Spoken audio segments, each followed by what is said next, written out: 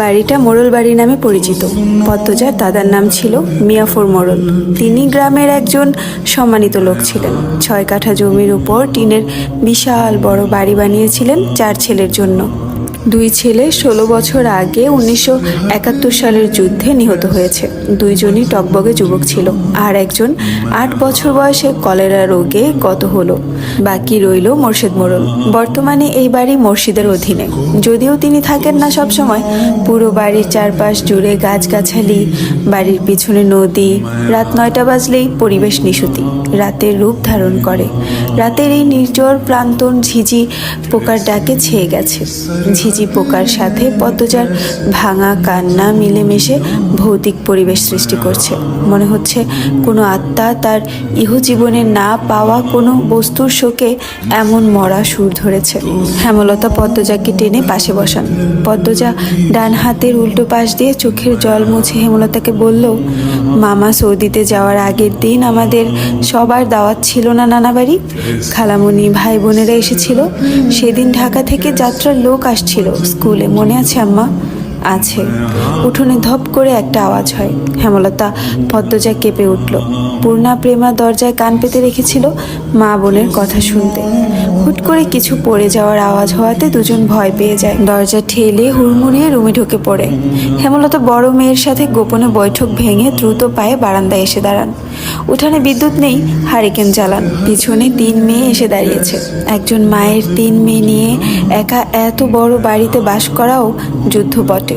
হেমলতা গলা উঁচিয়ে প্রশ্ন করলেন, কে কে ওখানে? আমি। চিরপরিচিত এই কণ্ঠ চিনতে হেমলতার বিড়ম্বনা হলো না। তিনি ব্যস্ত পায়ে উঠানে নেমে আসেন। গেটের পাশে মোর্শেদ মোড়ল পড়ে রয়েছেন। গায়ে চাদর, হাপড়ের মতো বুক উঠানামা করছে তার, যেন দম ফুরিয়ে যাচ্ছে। হেমলতা 2 হাতে মোর্শেদকে আঁকড়ে ধরলেন। পদ্মজা পূর্ণা দৌড়ে আসে। মোর্শেদের এমফাইসিমা রোগ আছে। এই রোগের অল্প চলাফেরাতেই শ্বাসকষ্ট উপক্রম হয় এবং দম ফুরিয়ে যায়। শ্বাস নেবার সময় গলার শিরা ভরে যায়। 3 মা মেয়ে মোর্শেদকে ধরে রুমে নিয়ে আসে। মোর্শেদ এভাবেই হুটহাট করে বাড়ি ফেরে, কখনো কাক ডাকা ভোরে, কখনো নিশুতি রাতে, বা কখনো কাঠফাটা রোদে। মোর্শেদ মোড়লের এমফাইসিমা রোগটা ধরা পড়ে 7 বছর আগে। মোর্শেদের অ্যাজমা ছিল, আবার ধূমপানে খুবই আসক্ত ছিলেন। ফলে ফুসফুসের এই রোগটি খুব দ্রুত আক্রমণ করে বসে। মোর্শেদ খানিকটা সুস্থ হয়ে রাত 1টার দিকে ঘুমালেন। পূর্ণা প্রেমা রুমে গিয়ে শুয়ে পড়েছে। পদ্মজা বারান্দার রুমে ঝিম মেরে বসে আছেন। জানালার বাইরে চোখের দৃষ্টি, জ্যোৎস্না গলে পড়ছে। কি সুন্দর দৃশ্য। পদ্মজার মন বলছে মা আসবে তার খোঁজে, পুরোটা ঘটনা শুনতে আসবেই। সত্যি তাই হলো।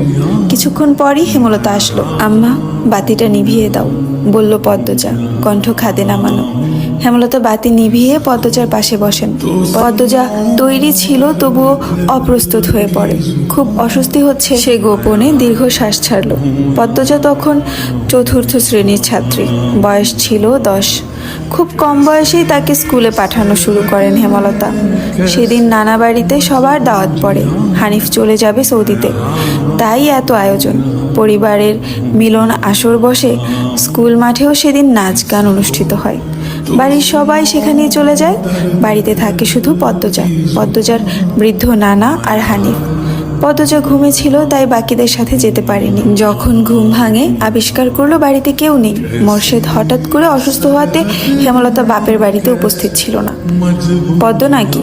পদ্মজা বাড়ি থেকে বের হওয়ার উপক্রম হতেই কানে আসে হানিফের ডাক। পদ্মজা মিষ্টি করে হেসে মাথা নাড়ালো। হানিফের লোলুপ দৃষ্টি তখন পদ্মজার সারা শরীর ঘুরে বেড়াচ্ছে। এইটুকু মেয়ের ফর্সা চামড়া, বিকৃত মস্তিষ্কে হানিফকে যেন বড্ড টানে। আয় তো, আমার ঘরে আয়। সহজ সরল শিশুসুলভ পদ্মজা মামার ডাকে সাড়া দিল। সে শুনেছে মামা ভাগ্নে যেখানে, আপদ নেই সেখানে। অথচ সেই দিন সে মামাকে এই ঘোর বিপদ হিসাবে জানল। পদ্মজা রুমে ঢুকতেই হানিফ দরজা লাগিয়ে দিল। পদ্মজার মন কেমন করে ওঠে। হানিফের অদ্ভুত চাহনি আর দরজা লাগানো দেখে হানিফ কুৎসিত অঙ্গভঙ্গি প্রদর্শন করতে থাকে। পদ্মজার দেখতে খুব খারাপ লাগছে, ভয়ও করছে। এদিকে আয় তো, তোর লগে গল্প করি। হানিফ বিছানায় বসে পদ্মজাকে ডাকে। পদ্মজা কাছে যেতে সংকোচ বোধ করে। হানিফ পদ্মজার ডান হাত ধরে টেনে কোলে বসায়। তুই জানোস তুই যে সবার থাইক্কা বেশি সুন্দর?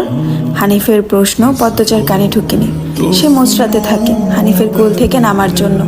আপত্তিকর স্পর্শগুলো পদ্মজার খুব খারাপ লাগছে, কাঁদতে ইচ্ছে হচ্ছে। মোসরাস ক্যান রে সেরি, শান্তি মতো বইয়া থাক, মামা মেলা থেকে সাজনের জিনিস কিনা দিব। হানিফের শক্ত করে দু হাতে ধরে রেখেছে পদ্মজাকে। পদ্মজা কিছুতেই নামতে পারছে না। মামা আমি চলে যাব, কাঁদো কাঁদো হয়ে বলল পদ্মজা। কই যাবি? মামার ধারে থাক, বলল হানিফ। হানিফের শক্তপোক্ত হাতের স্পর্শগুলো শুধু অস্বস্তি দিচ্ছে না, স্পর্শকাতর জায়গাগুলো ব্যথায় বিষিয়ে উঠছে। পদ্মজা কেঁদে উঠে ভেজা কণ্ঠে বলল, বাড়ি যাব আমি, ব্যথা পাচ্ছি মামা। হানিফ হাতের বাঁধন নরম করে আদুরে গলায় বলল, আচ্ছা আর ব্যথা দিতাম না, কান্দিস না। পদ্মজা চট করে কোল থেকে নেমে পড়ে। হানিফকে তার আজরাইল মনে হচ্ছে। মায়ের কাছে সে আজরাইলের অনেক গল্প শুনেছে। আজরাইল যখন জান নিতে আসবে তখন শরীরে খুব কষ্ট অনুভব হবে। এই মুহূর্তে যেন ঠিক তেমনই অনুভূতি হচ্ছিল। তাহলে তার মামা হানিফই কি আজরাইল? তাই হানিফকে ভীতিকণ্ঠে অনুরোধ করলো, মামা দরজা খুলে দাও। কেন? আমি তোরে যাইতে কইছি? হানিফের কর্কশ কণ্ঠের ধমকে পদ্মজা ভয়ে কেঁপে উঠল।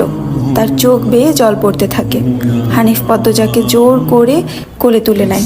পদ্মজা কাঁদছে, তার খুব ভয় লাগছে, বারবার বলছে, মামা আমি বাড়ি যাব। হানিফের তাতে বিন্দুমাত্র ভ্রুক্ষেপ নেই।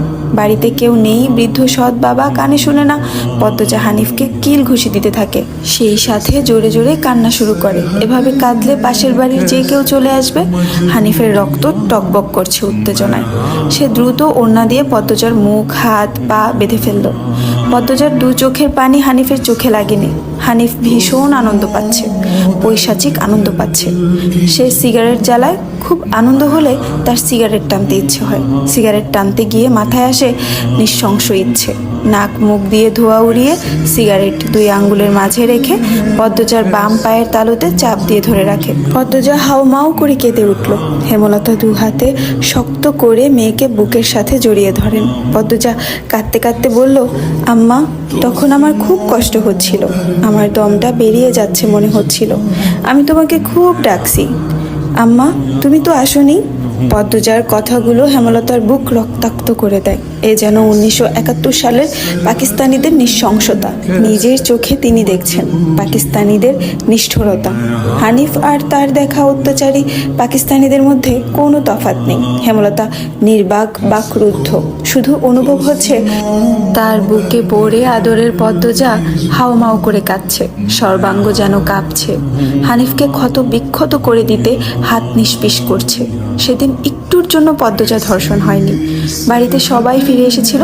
পদ্মজা পোড়া স্থানের যন্ত্রণা সহ করতে না পেরে অচেতন হয়।